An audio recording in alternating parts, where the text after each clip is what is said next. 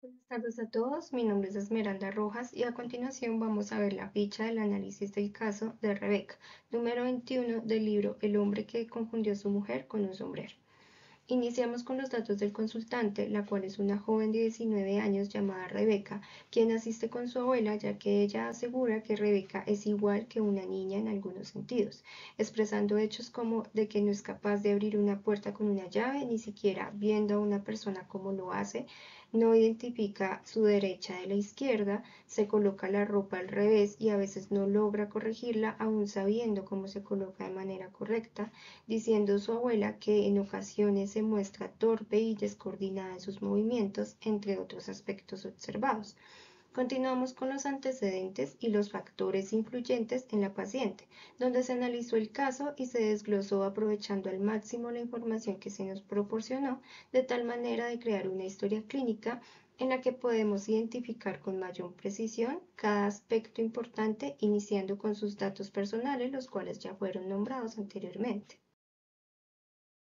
identificando sus antecedentes como la fisura palatina con la que nació, sus dedos cortos y miopía avanzada, continuando con su perfil social, el cual representa timidez, sentimiento de ridiculez por su imagen, aunque resalta mucho su calidez y disposición de cariño y afecto hacia su abuela. Seguimos con la personalidad, la cual se logró observar que le gusta la naturaleza, la música, el teatro, que le lean cuentos y poesías. Continuamos con su historia familiar, donde su abuela explica que le está criando desde los 3 años después de haber quedado huérfana. Sin embargo, su abuela fallece a los meses de la consulta, acogiendo a Rebeca, una tía abuela, que sigue apoyándola y acompañándola. Damos inicio con los datos de ingreso de Rebeca, en donde encontramos el parentesco del acudiente, quién es la abuela, la causa externa, que es una enfermedad general, la historia clínica, la cual es la primera vez de su consulta. Continuando con el motivo de consulta al que se refiere su abuela, con que es igual que una niña en algunos aspectos. Seguimos con el posible diagnóstico de deficiencia mental y cerebral que el doctor le otorgó y procedemos a relatar un poco sobre la situación del paciente, donde iniciamos con que es una paciente de 19 años, la cual consulta junto con su abuela presentando estigmas congénitas que ha sido causa de su deficiencia mental, resaltando hechos ya relatados anteriormente y dificultades que presenta la paciente al desarrollar actividades simples como lo son el colocarse los guantes y los zapatos. Damos inicio con la sintomatología y signos, lo cual Rebeca presenta problemas de motricidad tanto fina como gruesa, complicaciones de coordinación, dificultad para aprender bases como escribir, leer, resolución de problemas matemáticos y sentimientos de tristeza y depresión. Continuamos con el correlato neurobiológico, el cual hablamos de que mediante una resonancia magnética funcional, una tomografía por emisión de positrones y un electroencefalograma podemos ver la actividad de su cerebro y lograr identificar y entender un poco la base neurológica de su deficiencia.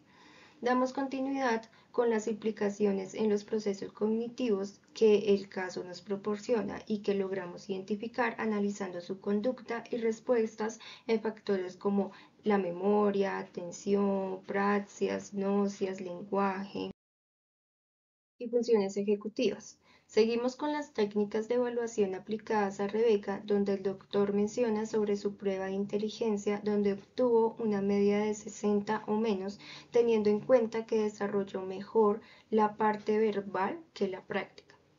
Continuamos con las posibles impresiones diagnósticas que el doctor menciona, como la deficiencia cerebral, una multitud de apraxias y agnosias, una deficiencia sensoriomotriz y la posible apraxia ideacional con una agnosia del espacio que logro yo identificar en Rebeca.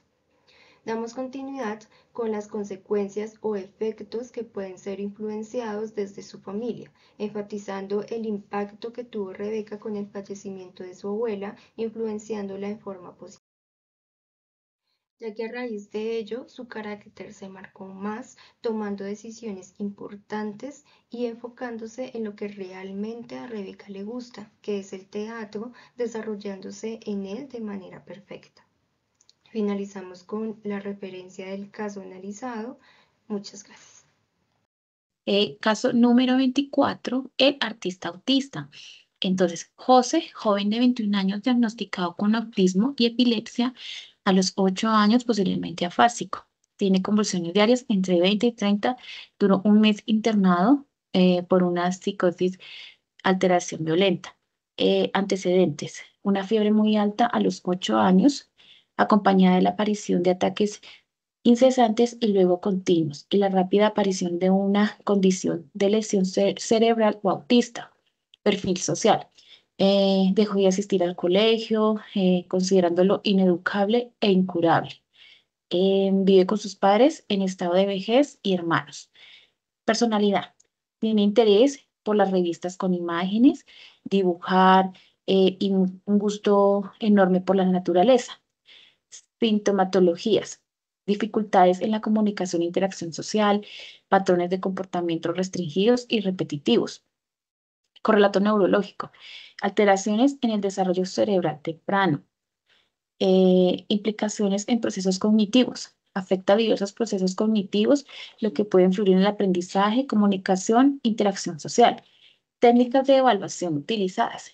Podemos evidenciar pruebas de atención neurológicas, impresiones posibles diagnósticas, múltiples daños en los lóbulos parietales, audición, percepción, formación del lenguaje. Por esto tiene problemas a la hora de comunicarse, interactuar y entender. Consecuencias: dificultades en la comunicación e interacción social, riesgo de aislamiento y exclusión, estigmatización y discriminación, impacto en la familia, dificultades para poder conseguir un posible empleo y acceder a la educación.